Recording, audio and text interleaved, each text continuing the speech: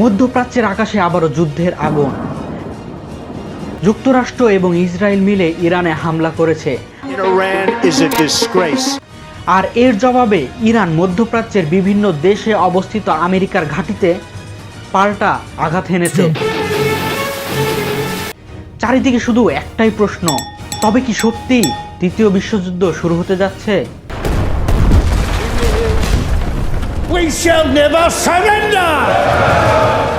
Subscribe. এই যুদ্ধ হঠাৎ শুরু হয়নি।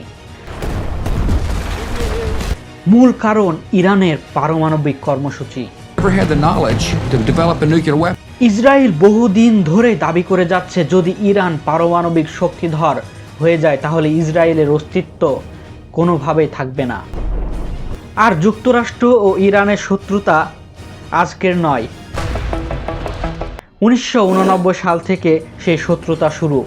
নিষেধাজ্ঞা, হুমকি, কূটনৈতিক চাপ সব কিছু মিলিয়ে পরিস্থিতি যেন একেবারে আগুন।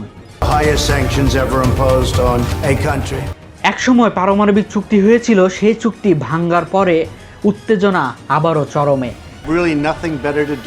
এটা কি শুধু ইরান বনাম ইসরায়েল, নাকি গ্লোবাল পলিটিক্সের অংশ?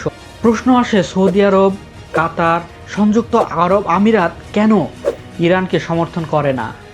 কারণ এই সব দেশগুলোর ডিফেন্স সিস্টেম সম্পূর্ণ আমেরিকার উপর নির্ভরশীল। যদি তারা আমেরিকার বিরুদ্ধে যায় তাহলে তারা হারাতে পারে কৌশলগত সুরক্ষা, সামরিক সহযোগিতা এবং অর্থনৈতিক সুবিধা। এটাই আধুনিক বিশ্ব রাজনীতির বাস্তবতা। শক্তি মানে কি শুধুই অস্ত্র, নাকি নির্ভরশীলতাও? কিন্তু ইরান এখানে সম্পূর্ণ আলাদা।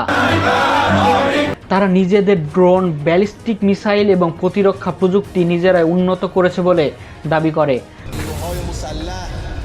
তাদের লক্ষ্য পারমাণবিক শক্তিধর রাষ্ট্র হওয়া।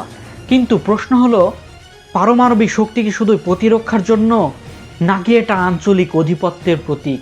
এরপর আসে আসল প্রশ্নে, বিশ্বযুদ্ধ শুরু হতে দরকার একাধিক সুপার পাওয়ার সরাসরি যুদ্ধে জড়ানো।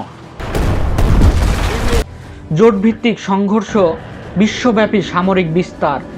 বর্তমান পরিস্থিতি বিপজ্জনক, কিন্তু এখনও পূর্ণমাত্রার বিশ্বযুদ্ধ পর্যন্ত পৌঁছায়নি। তবে ভুল হিসাব, ভুল সিদ্ধান্ত এক মিনিটেই বদলে দিতে পারে সম্পূর্ণ ইতিহাস। যুদ্ধ নয়, শান্তির দিকেই অগ্রসর হওয়া দরকার। সাবস্ক্রাইব।